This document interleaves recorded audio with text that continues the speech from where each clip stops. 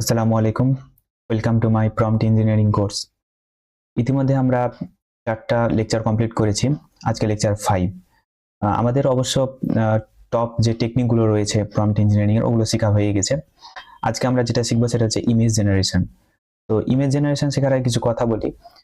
Image জেনারেশনের উপর একটা ডেডিকেটেড কোর্স আমি লঞ্চ করব চিন্তা করছি, ইনশাআল্লাহ সামনে আসবে।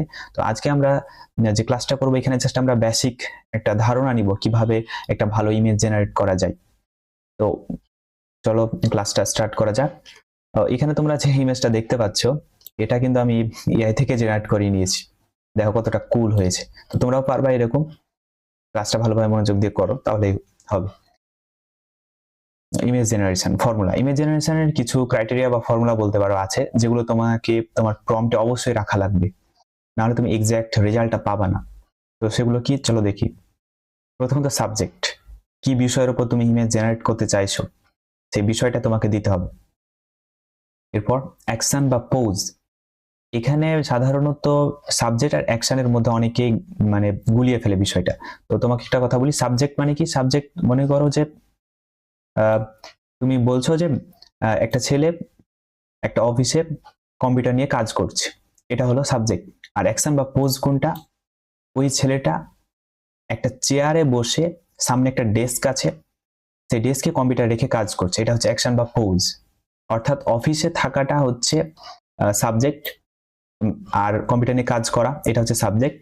আর যে কিভাবে কাজটা করছে, কোন পোজে কাজটা করছে, অর্থাৎ চেয়ারে বসে সামনে ডেস্কে কম্পিউটার রেখে, সেটা হচ্ছে অ্যাকশন। এরপর কি স্টাইল, অবশ্যই তোমার স্টাইল বলে দিতে হবে কোন ধরনের স্টাইল। সিনেমেটিক স্টাইল আছে, আরো বিভিন্ন ধরনের স্টাইল আছে। ক্যামেরা বা অ্যাঙ্গেল, এটা খুবই গুরুত্বপূর্ণ। আমরা সাধারণত ক্যামেরা বা অ্যাঙ্গেল এটা দিই না, 10 জনের মধ্যে 9 জনই এটা ইউজই করি না।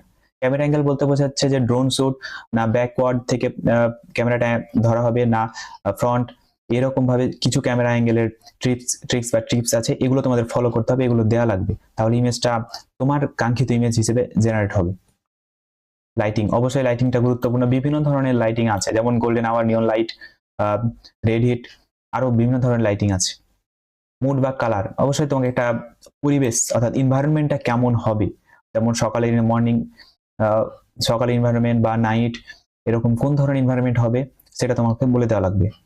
ডিটেলস, ডিটেলস বলতে সাধারণত এখানে ওই ইমেজটা সম্পর্কে তুমি কতটুকু ইনফরমেশন আরো এক্সট্রা অ্যাড করতে চাইছো যাতে এআই তোমাকে বেস্ট আউটপুটটা দিতে পারে, সেটা এখানে বলা হয়েছে।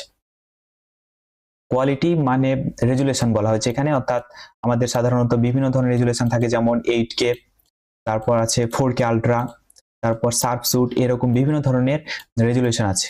ওই কোয়ালিটির কথাটা বলা হয়েছে যে কোন ধরনের তুমি কোয়ালিটি চাও। এইচডি আছে, কোন ধরনের তুমি চাও সেটা তোমাকে বলে দিতে হবে। চলো আমরা কিছু এক্সাম্পল দেখি। যেমন এখানে আমাদের চার্ট দেওয়া আছে, যেমন সাবজেক্ট। সাবজেক্ট মানে কি? ছবির মূল জিনিস। যেমন এখানে বলছে কি 25 বছরের বাঙালি উদ্যোক্তা, এখানে ছবির মূল বিষয়টা আমাদের বলে দিলাম।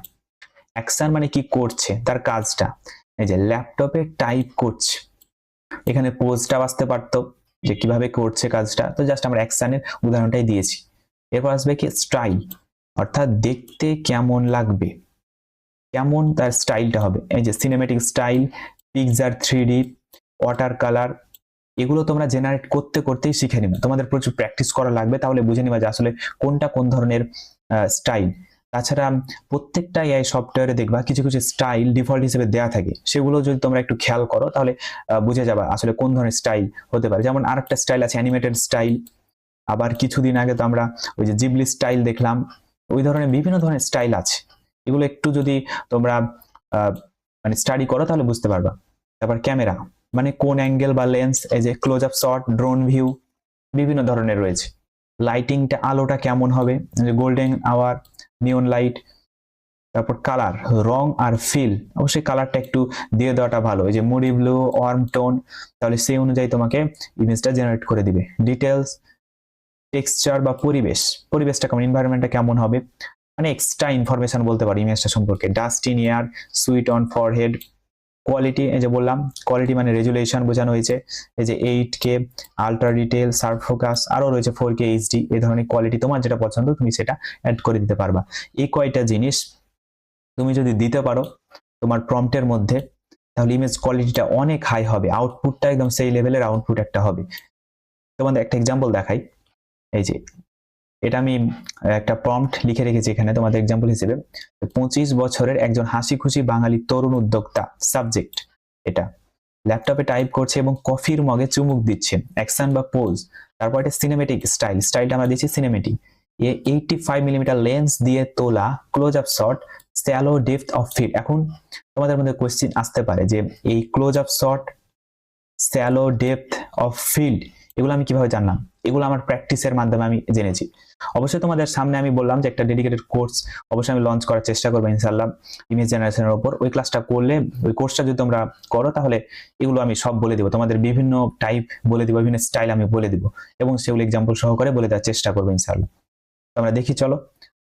সকালের গোল্ডেন আওয়ার, এটা লাইটিং করে দেওয়া হয়েছে, এর নরম আলো জানালা দিয়ে আসছে, ওয়ার্ম টোন, এনার্জেটিক মুড বা কালার বলে দিলাম আমরা। ব্যাকগ্রাউন্ড ব্লার করা, রাজশাহীর আম গাছ দেখা যাচ্ছে, তারপর এখানে ব্লার করে দিবে। টেবিলে কয়েকটা খাতা রাখা, এটা আরো ডিটেলস বলে দিলাম আমরা। তারপর দেখো 8K ultra detail, photo realistic, যাতে রিয়েলিস্টিক হয় ফটোটা, শার্প ফোকাস, কোয়ালিটি, এটা আমরা কোয়ালিটি বলে দিলাম। এখন দেখো এটার ক্ষেত্রে আমরা কি কি আউটপুট পেয়েছি, এই যে দেখো এটা আমরা আউটপুট পেয়েছি, এআই দ্বারা আমরা আউটপুট পেয়েছি। সাধারণত আমি মেটা থেকে জেনারেট করেছিলাম, মেটা থেকে 4টা দেয়, আমি এখানে 3টা দেখিয়েছি তোমাদের। এটা আউটপুট পেয়েছি, 2 নাম্বারটা কিন্তু দেখতে খুব ভালোই লাগছে, 2 নাম্বারটা। এটা অনেকটা সিনেমেটিক লুক। আর এই যে বাইরে বললাম আবছা থাকবে, একটু কিছুটা আবছা হয়ে আছে, কফির মগে চুমুক দিচ্ছে, যে কিছু বইপত্র আছে, ল্যাপটপ ইউজ করছে, তোমার যেটা পছন্দ তুমি সেই অনুযায়ী ইউজ করতে পারবা। এখানে তোমার আরেকটা জিনিস অ্যাড করে দিতে পারো, সেটা হচ্ছে সাইজ। আমি সেটা অ্যাড করিনি, তোমরা চাইলে ডিটেলসে সাইজটা অ্যাড করে দিতে পারো। তাহলে সেটা তুমি এখানে যদি 6:9 দিতাম আমরা, তাহলে 6:9 আসতো। এটা হচ্ছে 9:6, অর্থাৎ রিলস এর জন্য যেটা আমাদের সাইজ, সেই সাইজ এখানে ইউজ করা আছে। তোমাদের পছন্দ মতো তোমরা সাইজ দিয়ে দিতে পারো। তো ধন্যবাদ আজকের ক্লাসটি দেখার জন্য। ইনশাআল্লাহ সামনে আরো ক্লাস আসবে, সেগুলো দেখার জন্য তোমাদেরকে আমন্ত্রণ জানানো হলো। যদি কোনো কোয়েশ্চেন থাকে কমেন্টে জানাতে পারো। ধন্যবাদ সকলকে।